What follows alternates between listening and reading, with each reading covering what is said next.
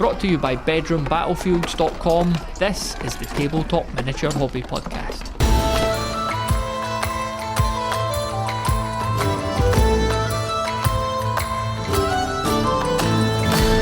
Welcome back once again to the podcast, Dan. How are you? I'm good, man. Can't get rid of me. I just metaphorically knock on your door with a sad face every week, with just big puppy dog eyes. I'm like, hey, you wanna talk to me again? You wanna have another conversation? I think you're too kind-hearted to tell me to go away, eh? Yeah, and then even like I was saying to you the other week, like I am listening to your podcast as well. I'm listening to episodes from years ago, so I'm working my way through them. So I do hear a lot of your voice, it has to be said. But I'm enjoying that wee trip through. I listened to your very first episode. I thought, like you seem to be quite critical of the way you were in that episode, and I thought it was totally fine. So there you go. Oh, thanks, man. Yeah, it was good. Yeah, Kelly was an awesome guy. Like Kelly was the guy who was in that first episode, and he's just a really he was like the best painter in the group that we had in Baton Rouge. Like, and he was a really good guy. Yeah, man. It is again looking back at your show from particularly that time. Like if you're talking about 2018, 19, some of the folks, and I know some of the best conversations you had obviously were just with the quote unquote normal guy, but like you did interview a good few people who are very, very big names in the sort of YouTube space now, the commission painting space. So it must have just been like this just right period, because I imagine these guys now, they'll get loads of like requests for interviews and they're probably very selective. It's always interesting that, isn't it? Like, you know, I always imagine like you've got this metaphorical filofax, you know, those big filofaxes, you know, the giant kind of things that businessmen in like the 80s would have, like with all the contacts and stuff like that. But I don't know. And I mean, you'll know as well. You just kind of ask, you just be nice. I think you be nice and you just try and be who you are. You kind of just say what it's about. And I don't know. Yeah, but I don't know. Did you meet like most of those contacts through the Facebook group that you originally created around the show? A variety of different methods, just emailing people, Facebooking people. It was just like doing the hard yards, you know, hitting the street and getting your face in other people's faces and just asking. And what I did do is you'll probably do the same, is that once you got a few episodes in the bank, you just say, hey, how's it going? This is what it is. Have a quick listen to one of the shows and see if it's something you'd be interested in. I think that's the best way to do it, isn't it? You know what I mean? Instead of trying to on it, I was trying to have a listen to a show, have a quick 5 minutes, and if it sounds like it's something that's good, then get in contact with me. And I just found that worked the most, to be honest. That worked the best. And I think that's the best advert as well, isn't it? You know what I mean? Trying to explain it or trying to say it's this or trying to say it that. So basically the shtick was it's a relaxed conversation. There's no right or wrong answers. I'm not looking to have any specific answers. I just want to have a chat about the hobby that we both seem to enjoy. Have a quick listen to, you know, not even dropping any names. I was like, just here's the list of shows that I've done so far. Just pick out one that you think is interesting. And I think I probably did get a lot of guests say yes because they might have listened to a show of someone that they knew. Does that kind of make sense? So if it's like, you know, I think Andy Chambers maybe listened to the Rick Priestley one. So it's like, well, maybe not even listen to it, maybe just seen his name. You know what I mean? It's like, well, if he's been on it, you're somewhat credible. Like if he's convinced that guy to go on it, it's probably all right. Yeah, I had a similar cascade like that, a cascade of opportunity, if you like, because I think I managed to get Gav Thorpe on the show, and once I'd got Gav, I could then I think I asked him to intro me into Andy, and you know, it went that, like reaching out to Thomas Pirinen and saying like, oh, I've just finished recording with Alessio Cavatori, and once you start like, you know, once you're just names just falling out your pockets all over the floor. Just me and Alessio have just finished. Just been out for a nice coffee. Yeah. So yeah, and one thing. Go ahead. One thing as well that I noticed, just an observation like with your show, is because the folks I speak to, like almost all the sort of origin story is like, you know, White Dwarf, Hero Quest, Warhammer, whereas a lot of these early episodes I'm listening to with you, it's kind of Airfix and then like World War II stuff. Yeah. So there was definitely that. I do notice that happening a lot. So Yeah, man, it's just fun, isn't it? Talking to people. I was talking to somebody else this week, and they were saying about like, oh, do you think you do more shows and stuff? And I was like, I mean, we talked about it a while ago, and I think you should probably listen to our first conversation, even just thinking about that. Like, I had a different mindset, but I think talking to you and doing a couple of shows in the background, it kind of reignited a little bit of something, and not necessarily to speak to anyone like in the hobby or anything, but I think I said in the first time we spoke recently, people are interested and people have got a decent story, and that will always remain interesting. But I'm trying to find people with different angles, with different ideas, different mindsets, different perspectives. So that's really important. That's what I'm trying to dig around in now and try and find somebody that's come to this hobby from a very different place. And even with those shows, I don't want it to be talking about my show too much, but I try and get a wide variety. Like I forget what the guy's name is, but the guy from Mission Models. So he made his own kind of paint line. That was a pretty interesting one. John Tamkin, maybe. That was a pretty interesting one. And then I spoke to like the creative director for the Total War Warhammer games. That was a pretty cool one. I enjoyed that one. You know, the Total War Warhammer, that's a video game, right? But to do with like Warhammer. So that was a pretty interesting one. And then there was another guy he was in the video game industry, and he made a few video games, but he was interested in the hobby too. Like he made like an RPG, like a tabletop RPG, but like a video game version of that, but not a tabletop RPG video game. He made a video game of some people in a basement playing a tabletop RPG. This is a pretty interesting idea. Like that's a pretty cool idea. I forget the name. I'll grab it for the end of the show and I'll tell people before we go. But yeah, it's just finding a wide variety of different people from a wide variety of different backgrounds, and that's what's interesting. You know, I don't know. How do you find getting guests? How do you find that? You find it like easy, simple? Is it hard?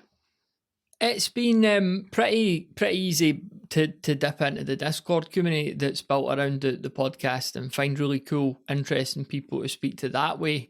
Of which I've had a lot. You know, I've had a lot of good conversations that way. Where I've found it more difficult is if there's a particular person in the hobby that's not part of that community that I want to speak to. You know, it's quite, I don't have, as I'm always going on about, I don't have any social media, at least not any active accounts.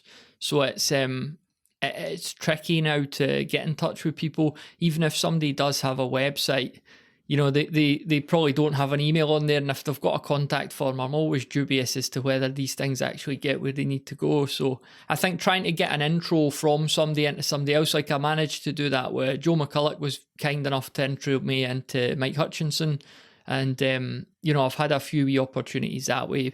I think if you're a nice enough person to folks and ask a wee favour, they generally don't mind. So. Everyone knows each other as well. That's what you got to realize. Everyone knows each other. So if you go around acting like Jimmy Big Nuts, you know, you're going to get doors slammed in your face pretty quick. Yeah, there are a few things put me off though, like about shows and things like that. Is like there's a few people, I'm not going to name any and shame anybody, or not. It's not even shame, but I'm not going to name anybody. But like sometimes I'd get requests to like send through the question list, and then people would either rule out or rule in certain questions, and that's okay. I get that. But I tended to like those conversations a little bit less because it felt a little bit more forced. And then there was another group of people who were like, "Can you specifically ask me this question?"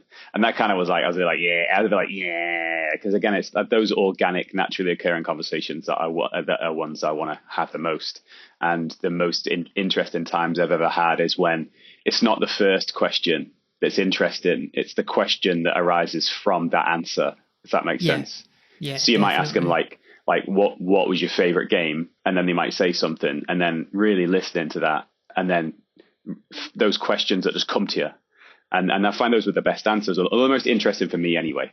Where it's like because people are very modest, and also people just take humdrum to them is amazing to me. So like I guess if you talk to like Einstein would just be talking about stuff that for him it's like, oh, well, this is nothing big, this is nothing special, but to you it's like, oh my gosh, what? Wow, say that again. Where, you know, so it's like making people realize that what's normal to them is not necessarily normal to us, or it's not like a regular thing for us. That's always interesting. But yeah, man. So what you won now? You won 100. You were on 100. How many you got now? Like 105, 106? Is that what Yeah, you're I'll on? be about that. Yeah, 105, 106. So into the treble digits. So And are you enjoying it still? yeah, definitely, definitely. Every conversation I've had has been really enjoyable.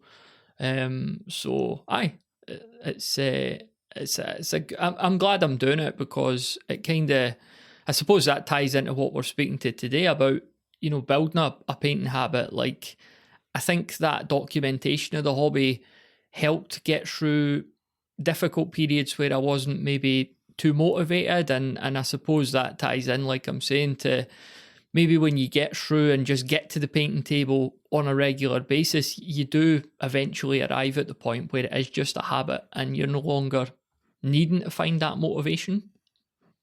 Mm. We've talked about this briefly, I think, before on Paint All the Minis, and I think we talked about seasonal hobby, right? Mm-hmm. You remember that? So just Yeah. tell everybody that might not have listened to that show. I'm not sure if you talked about that on your show, but just as a recap, anyway, like how did you define seasonal hobbying, and is that something you still believe in or not?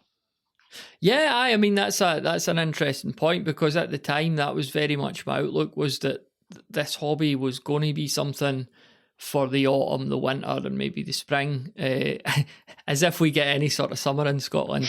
But A couple of days. I didn't really adhere to that for the last year or maybe 2 years. Like I kept going through the summer. Yeah. I think probably because, well, certain things changed in my life. Obviously, having my daughter, uh, summers before she was around, me and my wife would go out in the evening and have a quite a long walk. So, Right. enjoying the late evenings. But by the time you got in, it was probably that wee bit late to crack on with some painting. But now, my wee girl goes to bed. It's not like we're going to go out the house, So that, I think that just kind of changed to the point where after 7 o'clock, I'm going to be around the house. So I got into the painting habit, I guess partly because of that, at least. What about your sort of? I mean, is it the same? Because your job's very seasonal, isn't it? So does that tie in at all to your Yeah. hobby time?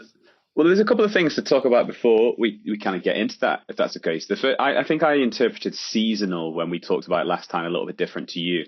So you were talking about very literal, like the case of like autumn, spring, summer, and winter. And if you take winter, for example, like very explicitly, it's colder, it's darker, you don't go out as much, therefore you're more likely to be painting in the winter because you're inside more, which makes total sense. And then the opposite in the summer, you're going to be going out more. So you want to be going out more. You don't want to be inside as much. So therefore you paint less in the summer. So you kind of interpreted it in that fashion. I kind of interpreted it more as a seasonal, as in sometimes I want to paint a lot and I will do. And other times I find that I just won't want to paint a lot and I'll paint significantly less, but that's like not got anything to do with the actual seasons in a calendar year, if that kind of makes sense. So that's I think it's important to note that there's ebbs and flows with everything, right? There's waxing and waning of everything. I think that if you're thinking about a painting hobby, I think it's unreasonable to suggest that you should be painting largely the same amount of time or the same amount of output for a regular basis. I don't think it works like that. I don't think we are industrial in nature. Maybe if you're obviously a commissioned painter, that would be slightly different. But there's times where I just knob around, right? I'm sitting at the paint desk for 30 minutes, but I don't really do that much. I kind of look at my color. I look at my color wheel. It's on the wall. I just put that up recently. I've actually got a little color wheel on my wall now. I look at my color wheel, pick my nose, I drink my cup of tea. I have a look at stuff, and I don't really do so much. But then other days, I'm super productive. So I think there's kind of like, literal seasonal stuff, but then there's also kind of like metaphorical seasonal stuff. If that kind of makes sense, right? And then another thing to note, I think first and foremost is we're thinking about how to form or how habits form and all that kind of stuff in terms of painting as a desirable thing. But there's some qualifying statements is one, don't force it. Like if you feel like you're forcing anything, don't do that. I mean, you should encourage yourself and you should maybe aspire, But if this idea of forcing oneself to do it, it's not worth it. Don't do it. And then also, everyone is different, and there's no one set way that is gonna apply to everybody. You've got to find your own way. I think there's certain themes and certain ideas and certain characteristics to form a habit, but everyone is different fundamentally. So yeah, it's I think that's an important qualifying statement. Would you agree? Yeah, I definitely. Like thinking about your sort of, I mean, would you consider your painting a habit now? Because you've been doing it a long time, obviously. Yeah, yeah, definitely. I would go even a step farther, and I'd say it's becoming like a part of me. Does that kind of make sense? It's not gone away. So when was it? It would have been 2018. No, not 2018. That was when I moved here. 2014 when I started seriously doing it. So that's like it's coming up 10 years now. So in 10 years, I know that's only like, eye blinks to a lot of people that listen to this and they're in the hobby. They've been in it like decades and decades, but I'm coming up to my first decade. It's never gone away. I've never stopped doing it. I've done lots and I've done not so much, but I've never stopped and I've never become disinterested. And so that's a positive. So I go a step further as a habit. It's like it's something that's part of me now. And in terms of habits, I mean, how we defining habit? How would you define? Because you can't really say about creating a painting habit if we can't really define the parameters of what we mean by a habit. So what would you say a painting habit is? Maybe it's so ingrained in your weekly routine. I'm not saying there won't be days where there's an exception. If there's exceptional circumstances, it's Christmas Day or whatever. But there are days where it gets to a certain point and you just paint because that's what you do at that time on that day. I suppose that might be, that habit routine. I don't know. There's obviously a differentiation there, but that's kind of what I'm thinking. It's not so much the Pavlov's dog style. I see the paint pot, I start salivating. I'm not quite at that stage yet, but see the paint pot, you start licking your paintbrush. Yeah. So I think there's the words that spring to mind when I think of the word habit is like regularity, something that you do regularly. I always laugh. There's like the comedy show Red Dwarf. Like you know that one, right? Red Dwarf. Yeah. You watch that? Yeah. So Rimmer manages to crack into the captain's safe, and he reads his like personal profile, and it says like that Rimmer regularly fails the engineering exam, and he gets furious, and he says 5 times. 5 times failing the engineering test 5 times is not regular. If I eat roast beef 5 times, you wouldn't say that I regularly eat roast beef. So yeah, but I think that a habit is that word regular or regularity. I think that's got to come into it. So I would say something that you do weekly.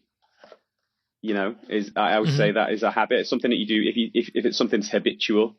You'd say something that happens on a weekly basis. And then you can have a habit. You can have a monthly habit. I mean, your gaming is kind of like a monthly habit, right? Just before we get to that, I suppose one of the things that springs to mind on habits is whether they require motivation or not. I never feel that I need to be motivated to paint. There might be days where I've got lower energy than others, but I still do it because, it's just what I do at that time of night. So riding on motivation versus it's not. I'm not having that internal debate with myself. I just do it. I think there's certain conditions that you need to have in place in order to make something a habit. I think there's certain conditions that need to be placed in order for it to become a habit, if that makes sense. So, like, I mean, I wouldn't say I'm big into physical activity, and I wouldn't call myself necessarily big into eating well. But those are two things that I try to do. I try to have positive habits with those things, both exercising, and also eating well. And I think you've got to create certain environments or certain conditions in order for it to become habitual. Because we're great at putting barriers in the way. All right. And we do that. And it's like I do this quite a lot with parties. Like, I wouldn't necessarily define myself as an introverted person, but socializing takes a certain amount of my energy. And the best way to liken it is, I can't remember which video I watched or which book I read, but it was basically, this analogy was, I wake up in the morning with a certain amount of coins in my hand, and energy coins, and every social interaction as I go through my day requires me to take coins out of my hand and throw them away. And then at some point in the day, I don't know when that'll be, I just run out of coins. That might be very late in the day, it might be very early in the day. It depends on the weight and the significance of these social interactions, right? And I think when it comes to forming habits, I think it's very easy to put barriers in the way. And I do that quite often with parties and things. It's like, just when I get to the party, I'm really like, this is terrible. In the same way that when I get to the gym, I very rarely have a terrible time. When I start reading my book, I very rarely don't enjoy reading the book, but it's the beginning. It's the beginning that is quite often the biggest challenge, if that kind of makes sense. So yeah, I think habit, something that is habitual, something that is a habit, it needs to have a certain type of regularity. I think that anything needs motivation, and I think that waxes and wanes, doesn't it? It's like the amount of motivation you need. I think I mentioned that before, is that sometimes I need no motivation to paint, and that's not always really quantifiable. Like I'm just coming off the back of like just the giant batch painting that I've been doing. I mentioned it quite a few times when we chatted now, and I've just come off the back of that, and I've started batch basing, and I'm doing significantly less now with batch basing than I was with batch painting. I don't really know why, and I've actually probably spent more time procrastinating on that batch basing than I have actually. I think if I wasn't procrastinating with it, I would have finished by now. But for some reason, I'm just not that into it. Even the fact that it's really easy, it's donkey work, I'm just not doing it. But I don't know why I'm less productive. I don't know why I'm not. But have you ever heard of a book called Atomic Habits at all? Yeah, I've heard of it. I don't think I've read it, but I've heard of it. Yeah, so there's a book called Atomic Habits by a guy called James Clear. And that was a really good book that I read, because that's kind of being involved in education. That's something that a lot of people, especially young people that I bump into, kind of struggle with, because schoolwork is not particularly attractive, right? If you got a bunch of 15-year-olds and said you can either do this assignment or play video games with your friends, none of them I would expect would be choosing to do the assignment, right? The majority of them would be playing video games with their friends, right? Because we're not, I don't think we're designed to see all this stuff that's very far away, and to be able to reconcile the decisions that we make today that might potentially affect us in the future, if that kind of makes sense. We do, and I think we get better at that as we get more experienced in life. But this book really helped me as an individual, but also really helps the students that I work with.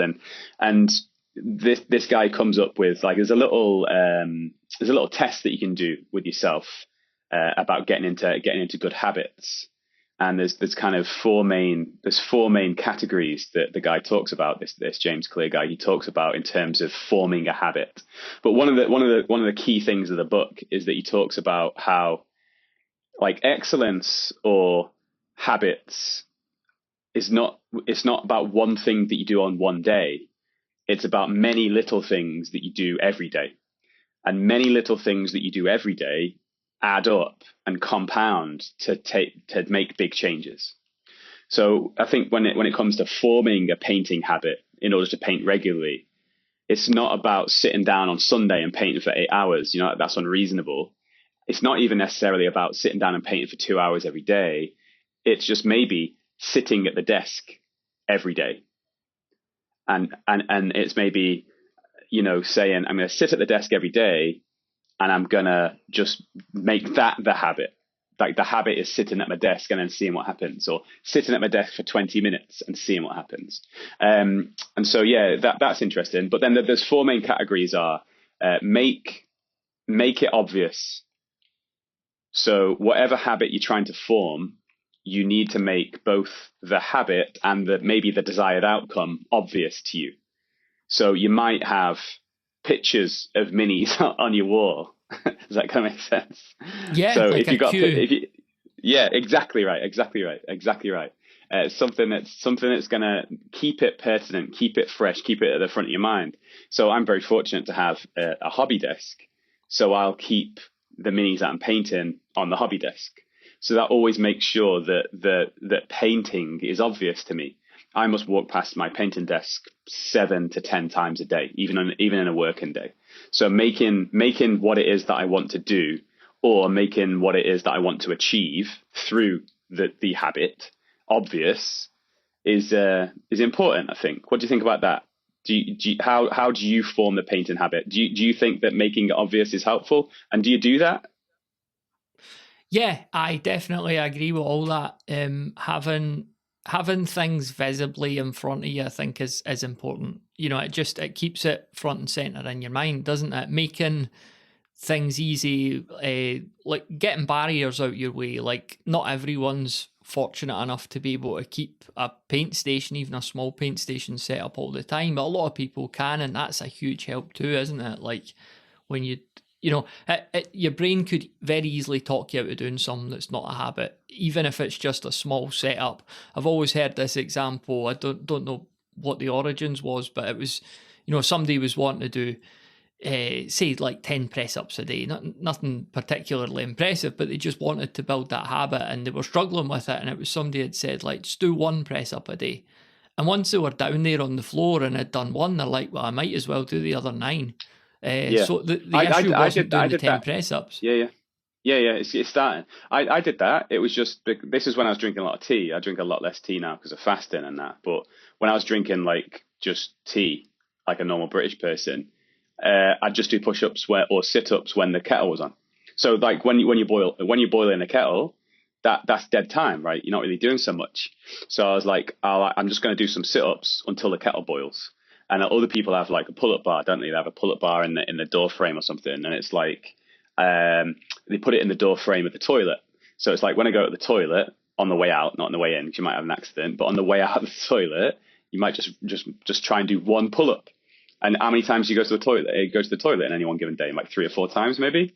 So if you do 1 pull-up every single time you come out of the bathroom, you got 4 pull-ups there. You do that every day. That's a habit, and then you might do 2 then. Does that kind of make sense? So yeah, making the habit obvious so you don't forget about it. But you talk about a paint station. I don't necessarily think you need a paint station. You could just put the mini or a mini that you are painting somewhere that you walk past regularly. That's pretty cool. So that's the first one. And then the second thing is to make the habit that you want to form attractive. Because if you're on about painting like an entire dwarf army for old school Warhammer, right? That's quite a daunting tactic, a daunting task. So like making stuff attractive, and that's the thing is that, and this is why I mentioned at the start about how it's different to everybody. I'm just loving the batch paint at the moment. So at the moment, if someone shows me like a unit of 12 guys, I'm getting excited. That's attractive to me. Whereas other people might be turned off by that, and I might find that unattractive. So I think you've got to try and find a way to make the habit that you're trying to form attractive and desirable. And in this book, one of the chapters he talks about how to make things attractive is, I guess it's kind of like the glass half full, glass half empty kind of thing. But he talks about, instead of thinking like I have to go to the gym every day, it's like reframing that. And I'm wary of this because I don't necessarily enjoy soft language. That's not something I particularly enjoy. But he talks about reframing the language that you use, instead of thinking I have to go to the gym every day, into I get to go to the gym every day. So instead of saying like I have to paint every day, saying I get to paint every day. Every day I get to paint, as like a desirable, positive. And I'm not going to like celebrate the fact that you got fucking eyeballs or like ands, but it's like I have the ability to paint. I get to develop my skill of painting today. And it's like all that positive self-talk, which again, I'm wary of because I'm always wary about soft language. But what do you think about that, about making? Do you whisper sweet nothings to yourself about painting when you're unsure about doing it? How do you make the hobby attractive? How do you make the painting habit attractive? Or do you not? Yeah, I'm not one for the reframing. I get the context of it and all that, but it's just never worked for me, to be quite honest with you. But I get it, and if that helps somebody, then brilliant. But to me, a big part of a habit, I guess, is that reward aspect. And again, to like this isn't painting specifically or painting at all actually, but the last couple of weeks, just out the blue, I decided I'm going to just start running again. Like I've not ran for years and years. I've never ran seriously. And I play football, but that's not long distance running. So just because of the dark winters and that, I thought I'm going to feel a bit better if I just started doing a couple of 5Ks a week. And Nice. going out for a trail run in Scotland in the winter, it's not the sort of thing where you open the door and look outside and think, oh yes. So there is that, like, I'm going out here, this is not particularly pleasant, but just having done that first run and realising how good I felt at the end of it, if we consider that the reward, and then it becomes then easier each day to step out the door because you're chasing that reward to an extent. And to bring it back to painting, when we've put that last little band of green round a base, or we've put that varnish on, or we've got that army on the table finally, these are rewards that you can then, your brain knows what you're working towards, and it trusts that you can get there. And then I think it makes it easier to do the hard work to get you to that reward. Yeah. Well, that's the last thing of the 4 that's in this book. It talks about the making the habit satisfying. So making some part of it or all parts of it as satisfying as possible. But the thing is, I kind of like going for a jog in really bad weather. I really like it because it's like more of like an adventure. It's more of a struggle.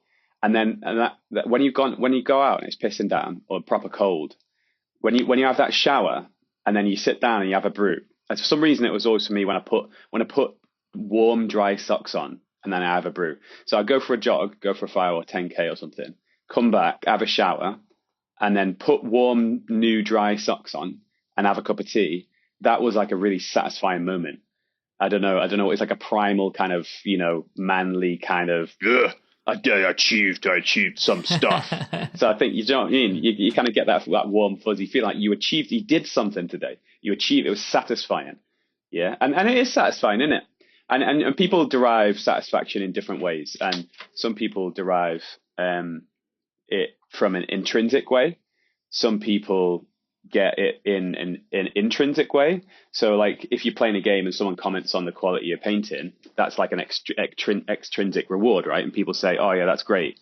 I really enjoyed getting that comment and that feedback. And I kind of thought initially that that's like a bad thing, that like, oh mate, oh come on. But that's fine. Like if you get extrinsic satisfaction from someone commenting on the quality of painting, that's fine. That's good. And no one's got a right to say that's not okay. I do personally derive a lot of intrinsic reward, stuff that comes from inside me. So just when I finish something and pack it away, I get a lot of satisfaction from that. How do you get satisfaction? Like what do you feel like gives you the satisfaction in painting? Is it something that comes intrinsically from just you and inside your head, or do you get extrinsic satisfaction? No, I think there's a lot of times where I'll derive the satisfaction. Just the process of doing it, I find just really nice and peaceful. Getting stuff finished, getting it on the table. As much as you say, I never get to play. And the rare times I get stuff on the table, that's a satisfaction too. One of the things that jumps to mind as well, and this is a thing that gets said a lot, and it's a thing I've said myself, is that like it's supposed to be a hobby, it's not supposed to be a slog. And I think there's a kind of danger in that saying, because no hobby that's worth anything is going to be 100% pleasurable all the time. If you think of any hobby, if I was really into classic cars, maybe there's a day I'm lying on a freezing cold stone floor underneath the car, trying to fix something. That's not pleasurable in the moment, but the big picture, that's going to be immensely satisfying. Any type of hobby, like playing Sunday league football, great in principle, but when you're like me and you're running the line because you can't get a game, there's no actual pleasure in that. But long term, maybe you get your last 5 minutes, you get the odd winning goal. There are times in this hobby where you do have to batter on. Maybe you've got a big batch paint that you're just not enjoying, whatever it is. That I don't think you can always say this is supposed to be fun and put it away, because if you start doing that, it's going to cause, I suppose, a whole host of issues that might even end up, stopping you from doing it. I think that, like going back to the seasonal thing that you mentioned, I think you're just naturally going to go through seasons in it. You're not ever going to feel exactly the same about it every day, but that's part of it too, And I think I appreciate when I see like amazing paintwork, or I see any paintwork. Not even amazing. When I see any paintwork, I know what the other person's felt. And I appreciate the fact that I know that we have our natural ups and downs, and yet you did it and you completed it. So I've said this for many, many years now, like any miniature painted is a huge success, right? And in some ways, the worse it is, the better it is. Does that kind of make sense? Because the person that paints a bunch of crap miniatures, they're not going to sit there and think, oh, mate, these are like golden demon winners here. Right. But the fact that this proud to call them their own and are proud to bang them on the table, in some ways, the worse they are, the better it is to me, because it's like this guy's just rocking it. He's just banging them out there and saying, this is what I did. And the fact that it occurred is amazing. Because when you think about it, it's pointless. It's pointless. We're not flipping houses to kind of earn a retirement fund. We're not invested in stocks and shares. We're not like, working for a charity to feed homeless people, right? We're not like building a house that our grandkids are going to live in, right? With all due respect, me painting my little things in the big scheme of things is pointless. But that makes it all the better. Does that kind of make sense? So it's like you got these grown guys with these little plastic fellas, and it's pointless, but it's not pointless because it means something to me. Does that kind of make sense? But I'm talking about like externally, it's not saving the world, but it might be saving me. And that's awesome. I love that. But I love people with obscure hobbies anyway. And the more obscure, the better. But yeah, it's good, man. Like just appreciating the fact that anyone just did a thing is pretty awesome, right? Yeah, and I get what you're saying, that the pointless thing. Like if we take like what has been achieved here for society, nothing. You could make arguments to the contrary, You could. But if you're helping make yourself a better person, that is, able to show up for things that are important, then I like that. There are a whole keeps me out of trouble, keeps me out of the pub, keeps me out of all sorts of hijinks and merriment. But satisfying. I think you've got to derive satisfaction out of it in some way, because if you're not deriving satisfaction out of it, there's no point. There's no point. There's no point in doing anything. I think we're both in agreement there, though, that satisfaction doesn't mean that it should always be completely enjoyable all the time. Like there will be times where you're going to have to grind through. Yes. And so there's that differentiation there, isn't there? Yeah. And sometimes you'll be highly satisfied with stuff. There's times where I've done things that I'm not really satisfied with at all. But then again, there's different shades of satisfaction. There's times where I've been satisfied that I'm finished, but not satisfied with the level of quality. Does that make sense? Yeah. There's other times where I've been really satisfied with the level of quality, but I've looked at it back and gone, I could have actually pushed it further there. I could have done more there. But that's the thing. I think sometimes you got to accept something for what it is, and you got to be satisfied. This week I haven't really painted so much, but I've sat at the painting table a couple of times. I'm painting Colonial Marines from Another Glorious Day in the Corps, the Gale Force 9 game, which is pretty awesome, by the way. It's a really good game if people want to check that out. But there's 12 Colonial Marines. Last week I did all the uniforms, like different tones of green. This week I was supposed to move on to like boots, straps, and weapons. And I've painted, I'm just looking up now, I painted 2 guys' weapons. So I painted like 2 weapons, and I've painted 5 sets of boots and straps, just like basic leather. So like the productivity is low, but I'm satisfied that I sat at the paint table. I'm satisfied that I did something, but I'm not satisfied because I wanted to, by this time this week, I really wanted to have finished all the leather boots and all the leather straps and all of the black on all the weapons, right? But I am. But I'm not going to beat myself up about that. Yeah. I have done something, and I'm satisfied that I did something. And I've just got to wait and keep. It's a little bit like, you're in a boxing ring, I guess, and it's the last kind of 20 seconds before the round ends, and you're getting your ass handed to you, and you're like, I'm not going to knock this guy out in this round, but if I don't get knocked down myself, then that's a win. I'm going to be satisfied with that. Does that kind of make sense? Yeah. One of the things that I've mentioned on the show quite a lot is that approach that I took from Ernest Hemingway, in relation to writing, where he talked about as well. This is, back when I was kind of having to motivate myself to start painting when I didn't really feel like it, before it became that habit, that routine. And, Hemingway, he always said that you want to stop writing in the middle of a sentence, because the next day when you turn up to the writing desk, you know exactly where to start. Whereas if you finish a page or a chapter, you're coming to the blank page the next day, and it's a lot more difficult. And you could do this with your painting. Like if, you could finish up one night, you've got a nice easy, you're doing boots or something, and it's pretty straightforward. You could just leave that to the next day, because when you turn up, then you're like, oh, well, nice easy start, get these boots done. And you know that once you've got the paints open and you're doing it, you'll kind of venture into the more tricky or adventurous stuff. But I think that could be a really useful tip for people as well, if they're just struggling to turn up and start. The Bedroom Battlefields Patreon now comes with bonus content, the first of which is a full battle report from White Dwarf issue 166. I read through this iconic showdown from 1993 between Blood Angels General Andy Chambers and Orc Warboss Jervis Johnson, as they showcase the new Warhammer 40,000 2nd edition. Find out more at patreon.com/bedroombattlefields. That's patreon.com/bedroombattlefields.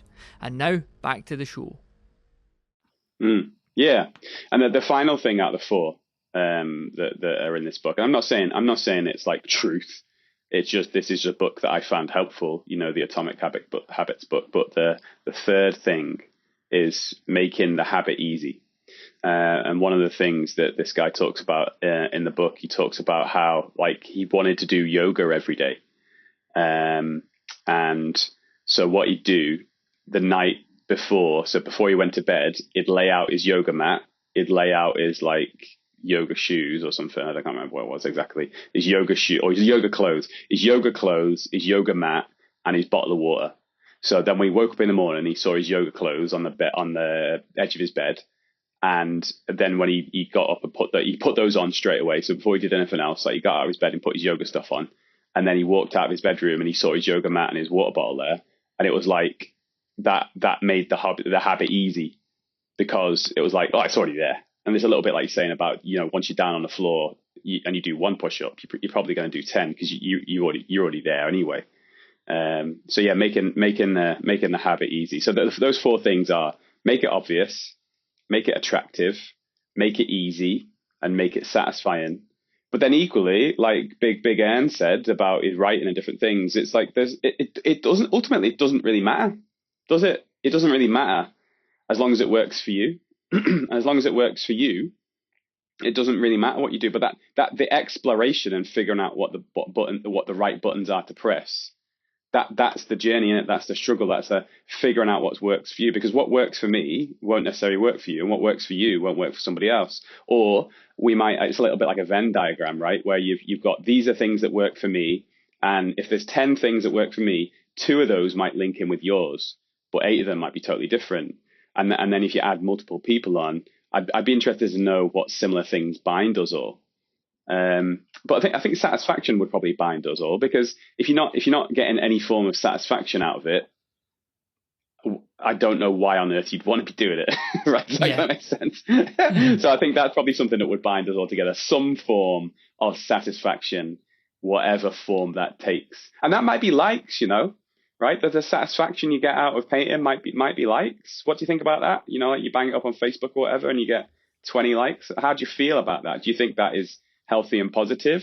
Do you think it's acceptable? What would you think about someone getting that satisfaction through likes? I'd caution against that being someone's sole motivation, because it's completely out of your control. What if nobody ever likes your post again? That might happen. So I'd be skeptical of that being a primary motivation. By all means, do it, and treat anything you do get back in that front as a bonus. But I don't know that those sales would carry you very far in the long term if that's all you did it for. I don't know. Yeah, it's interesting though, isn't it? It's interesting though. And the kind of final bit I've got in terms of forming a habit is I think you've got to define what is meant by a habit yourself, right? Because some people say, "I paint every day." Yeah, okay, if that works for you, that's great. Paint every 5 hours every Sunday. Okay, that's fine. But don't let anybody else define the habit for you. I think I always try and strip everything back as far as possible and zoom out as far as possible and say, like, what's the loosest definition that we can agree on? And I think a habit has an amount of regularity, and I'd be cautious about going any further than that, because if you do something like every Christmas happens every year. So there's certain habits that I have, but those habits only occur at Christmas. But I say they're still habits. Is that going to make sense, right? Like, is eating birthday cake on your birthday, is that a habit? I don't know. You know what I mean? Ritual. So it's like, yeah, that's what I'm saying. Like, so I think, well, first and foremost, you've got to don't necessarily get bogged down with an exact quotation of what a habit is. I think you've got to form your own identity, and you've got to form your own definition of what habit means to you. But I think definitely something that happens with regularity. I think that's a habit. That's a habit for sure. And then find your own way, and that's the fun of it, isn't it? Finding out what motivates you, finding out what doesn't motivate you. Like, I got some of those too thin coats recently, and I've got a habit. I love mixing my paints. That's a habit I have. I mix paint. Sometimes I'll sit on my bench, right? And I've got my little. You can probably. I see if you can hear it. You can hear my little thing going. You hear it going? Yeah. I've got like this nail polish mixer that I got. I really enjoy mixing my paints. I'll mix them, and then I'll make sure that they're all the right consistency. And sometimes I won't even pour any of the paint out. I just put it away. But that's a habit. That's a habit. I like to keep my paints in good order. But yeah, man, that's good. And so yeah, like that book, Atomic Habits, is really good. And I'd be interested to know if any people listening have got. I'm really wary about like self-help books. I'm really wary about that sort of stuff because I'm very wary of handing my power, or I'm very wary of anyone handing their power to other people. Does that kind of make sense? I don't like that. Like, we all have our own power to do what is right for us. And I think when we abdicate from that agency, I don't think we act very well as human beings. So I'm always wary of self-help books. And I wouldn't necessarily class Atomic Habits as a self-help book. It's interesting to know about, what potential things are available to be more effective and more efficient in your life. But yeah, that Atomic Habits is a pretty good one. I'd be interested to know if anyone's got any other ones that they've kind of read that might be helpful into kind of forming habits. But there's another thing that I wanted to talk about, and that is a growth mindset. Have you ever heard of a growth mindset? Do you know what a growth mindset is? I could have a stab at a definition, but I guess you'll have a better one. No, so on you go. Go on, then. No, go on. What would you say? What would you say? So there's people that argue that there's two main types of mindset, and that is a fixed mindset and a growth mindset. So a fixed mindset is something that's quite negative, and a growth mindset is something that's quite positive. So go ahead, man. You'll get it. Like what would you say is some key aspects of having a growth mindset? I suppose a very basic definition would be the thought that I don't know everything and there's lots more that I could learn and improve. Whereas versus, I know as much as there is to know, or there's no point in learning any more about this. Would that be on the right lines? Yeah, definitely, mate. So there's some certain characteristics of a fixed mindset. And what I find with a fixed mindset is I would paint a lot less, and I would enjoy the habit. I'd enjoy the habit a lot less if I had certain characteristics of a fixed mindset. So here's some of the fixed mindset characteristics. Avoid challenges, refuse to receive criticism or feedback, focus on proving yourself, feel threatened by others' success, can't accept failures or mistakes, shy away from unfamiliar things, and believe that talent is static. So I found that when I'm not always growth mindset. I'm not always fixed mindset. I think I'm constantly in a state of flux between them.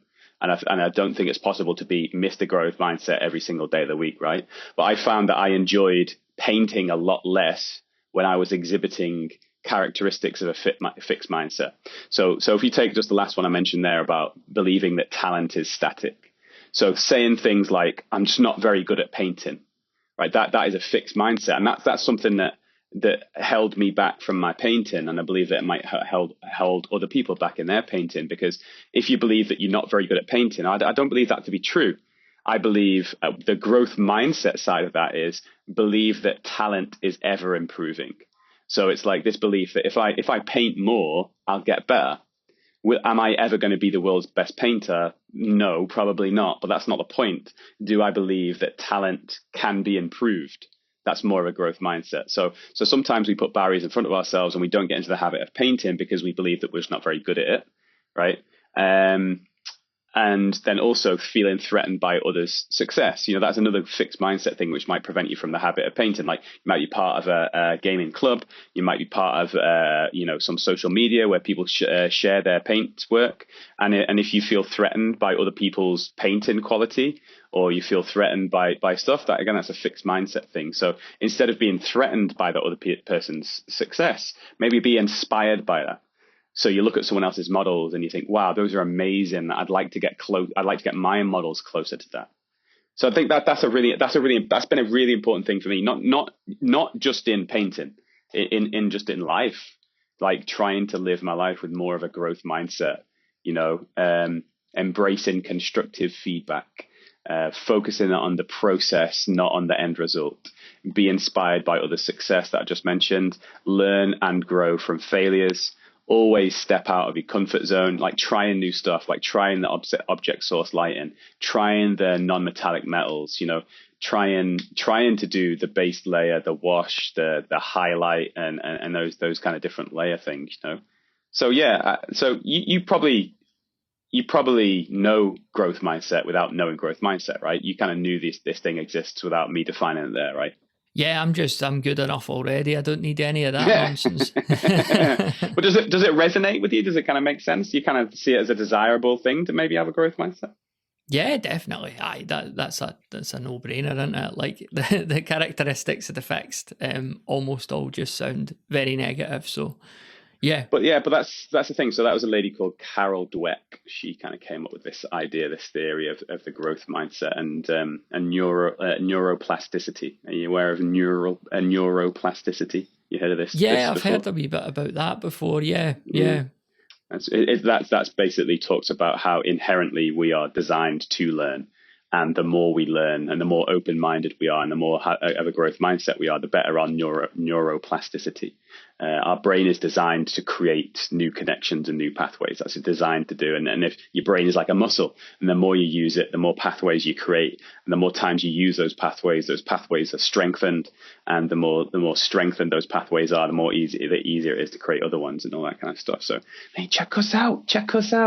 We're doing I always knew this Habits. would become a neuroscience podcast. So mate, we need to get some supplements to shell to the listener. The problem is that if anyone listens to this actually knows about this stuff, we're snookered. Well, I am anyway, because they'll be like, no, that's inaccurate. No, that's misapplied. But yeah, it's stuff that I've just kind of picked up just through osmosis, through kind of what I do in general as my job, and kind of pick out things that are relevant or seem appropriate and all that kind of stuff, man. But yeah, there you go. So yeah, forming a painting habit. It's got to be satisfying and hopefully fun, but not always fun and not always easy.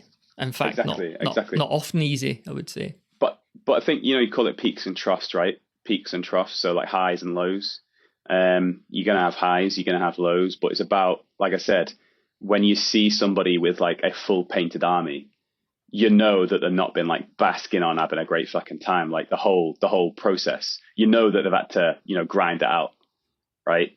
And the respect that you can give that doesn't even necessarily need to be voiced, but the respect that you can give because that they've gone through that process. Just a look in the eye can convey that, right? It's like you both know that you've gone through it. There's been highs, there's been lows, there's been middle ground. It's been a long time.